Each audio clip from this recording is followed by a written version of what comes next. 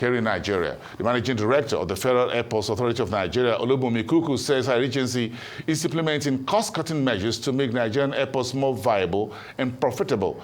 Here is the minister speaking at the Business Day Leadership CEO Forum earlier. Managing 22 airports across the country.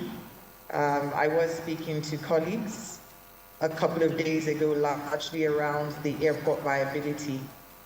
But some of the things that we are doing differently is really to implement cost reduction measures that we're putting into place. Also looking at different business models that would allow us to become sustainable. Some of those business models include outsourcing, especially at some of the lower levels, where we can leverage organizations who have the competency or partner with them where it comes to their technical capabilities, as opposed to trying to do everything ourselves. In addition, we're doing quite a bit of work as it relates to route development and, of course, seeing how we can continue to diversify our revenue base. If you look at some of the large airport companies across the world, if you look at Aero, largely they've been able to diversify their revenue base to about 46% non-aeronautical revenue and about 53 or 54% on the aeronautical side. And what that means is that they're less dependent on the number of airlines or passenger traffic in terms of the revenue that comes in. Now, joining us from the United Kingdom to discuss this further is Sindy Foster, the Principal Managing Partner at Avaero Capital Partners. A great Thursday morning to you, madam, in the City of London. Thank you very much for joining us here on Arise News. Good morning. Good morning. Thank you for having me. It's good to see you, madam. Thank you so much. It's a business day, so let's get down to business. Starting in Nigeria, there are billions of naira earmarked to rehabilitate the country's airports. So what do you make of the state of the airports in Nigeria, and how could they become more viable and profitable, if possible? Well, if you haven't planned for success, you're not likely to achieve it. So you get what you aim for, basically. Most of the airports which are built in Nigeria are unplanned development. They're not part of any overall strategic plan for the country. There's not a long-term vision in terms of the number of airports, the number of passengers that we want to see in terms of the aviation industry across Nigeria. That's very important, because if you don't know what you're aiming for, you can't put the building blocks in place in order to achieve it. There's no significant KPIs in place in order to know how many passengers or how many airlines or how many parking spaces, how many pilots, how many cabin crew. There's no strategic plan. So what we see is very much governor will decide, because most of these airports are just being built by governors randomly. They will decide they need an airport in their state. They will designate it a cargo airport, where the cargo airport has no facilities for cargo, no warehousing, no distribution channels whatsoever. And then they wonder why they're not viable. You get what you plan for. And without strategic planning across the board, we will end up with these unviable airports. Yeah, I understand that. You see that you plan to fail or you fail to plan. Whichever way, it's going to come down it's going to come down to that somewhat. So what do you envision moving forward? Some state government, despite the fact you use that very carefully, and I love that, unplanned development of airports within, you can really see how they really fit in from an overarching national economic infrastructure development point of view. So now you've got some more state governments saying they want to build commercial aviation airports around the country. Is it prudent to build airports now? What commercial activity are you looking to see that should help us plan? Or what do you think we should do? Do you think we need to rationalize on viable airports so we can build more based on whatever any state governments want to do at the state level? Oh, that's quite a loaded question. The MD of FAN recently addressed this, and she said, and I totally agree with her, that it's not airports that drive development of states, it's the economic activity which should be driving the development of airports. Therefore, if you've gone ahead and you've built airports that there isn't a clear requirement for it in terms of the size and function, even location, because some of these airports are quite close together within a sort of, 200-300 mile radius. You've got a number of airports. Now, if you look at other countries, airport infrastructure is part of a planned development. It is an integrated development. In terms of you've got local authority involvement, you've got commercial organization involvement, there are studies. And so these things should have been done before, but because someone has just been elected as governor and has decided what we want is an airport here, they build it. And there are reasons why they target airports, which I'm not going to get into today, but everybody knows the reasons why airport development is something which is targeted by governors. And beyond that, what you've got are two types of revenue for airports. You've got aeronautical revenue and you've got non-aeronautical revenue. Aeronautical revenue is the charges that are made basically to airlines and to passenger services, for example. Sometimes those fall under that as well. But you've got non-aeronautical revenue, things like parking, car parks for the airport, advertising. You've got all the businesses which are in the airport. You've got all sorts of revenues, commercialization of airports in other countries other than in Nigeria. One of the biggest problems I see with Nigerian airports is they exclude most of the non-passenger customers. So once you get to a Nigerian airport, if you are not a traveling passenger, you can't even go in and spend money. So you're missing out on a big tranche of revenue that other airports are able to get. Before I fly to Gatwick or Heathrow, these airports are already emailing me opportunities for me to spend money. Those revenue attraction opportunities are missing from Nigerian airports.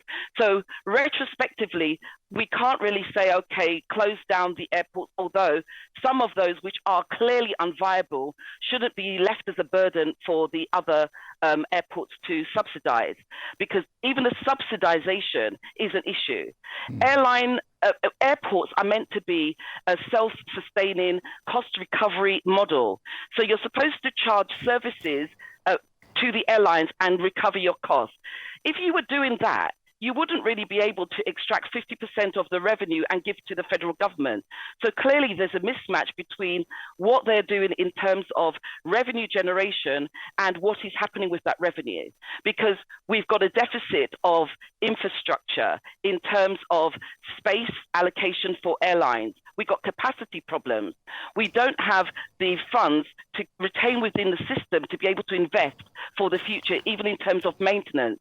So the aviation industry, airports are regularly having to receive money, really, from the Federal Economic Council so that they can pay for all of these things, which they would ordinarily pay from retained income. But FAN is subsidizing more airports than they have got profitable revenue from. It's a problem, and it's going to become a continuing problem if governors are not made to stop building unnecessary airports in terms of the size as well. Around the world, there are different levels of airports. But in Nigeria, what I see is a competition for the biggest, the longest, the best.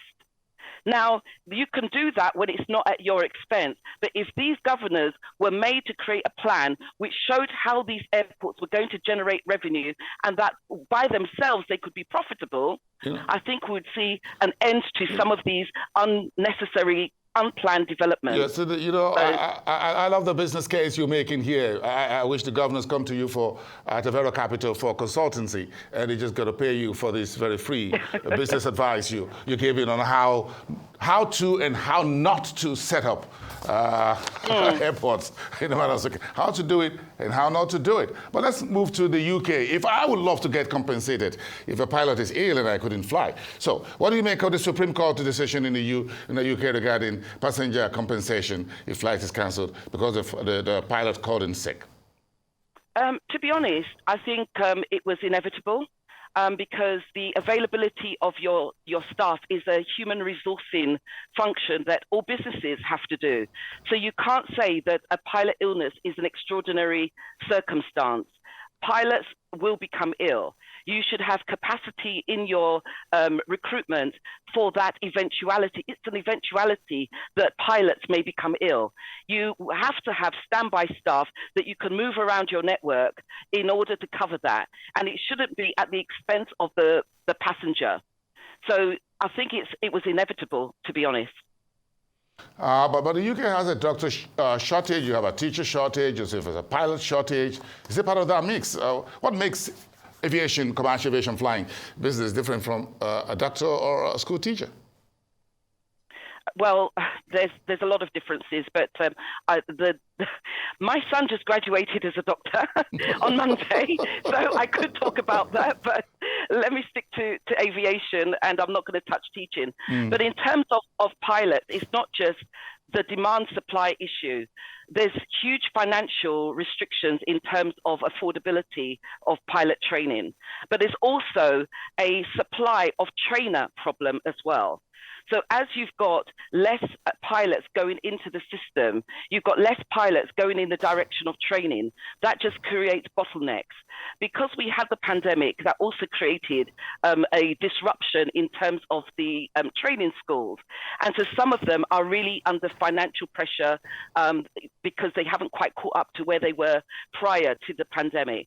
We do have a supply and demand problem, but there are a couple of airlines that have got some programs which are cadet programs, fully funded cadet programs, and I don't know if I can mention their names on this program because they're not paying me to advertise them, but there are a couple. If anybody wants to know who they are, they can contact me and I will tell you.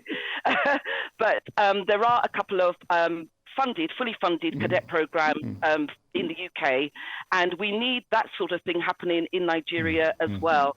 We need more general aviation because what you have is people going through flying school and then they can't build up the hours they need for commercial airlines. So you need people to be able to fly for cargo companies, general aviation, smaller airlines. But because we kind of have this attitude in aviation, one size fits all for airlines and airports is very, very difficult. And so we need to have a grassroots build-up for the aviation industry, which currently we don't have. I know there are a number of people who've got initiatives. One of my colleagues who you have regularly on your program, Alex Nuba, has got some initiatives with regard to that.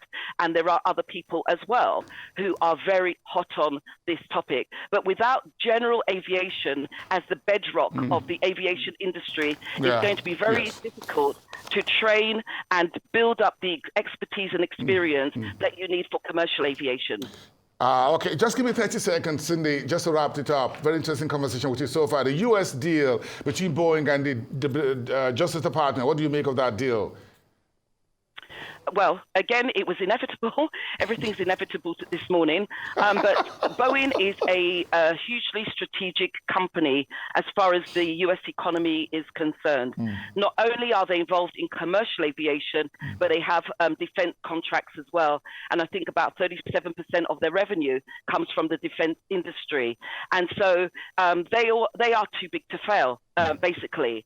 But they have got a problem. They've got a problem in terms of the prioritization of financial reward over what most people saw Boeing as an airline manufacturing company, aircraft manufacturing company that was focused on safety.